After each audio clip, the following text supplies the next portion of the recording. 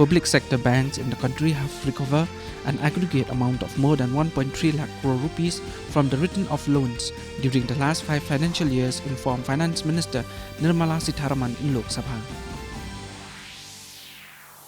Union Information and Broadcasting Minister Anurag Singh Thakur today stressed that the approach adopted by Narendra Modi government is zero tolerance for terror. Bihar Assembly witnessed uproar over Hoj tragedy in the state and compensation to the dependent of the deceased. Opposition members raised slogans against Chief Minister Nitish Kumar and stormed into the well of the House. To raise awareness about the importance of millets, the Agriculture Ministry is hosting a millet food festival in Parliament for the members tomorrow. The 61st anniversary of Goa liberation is being observed today.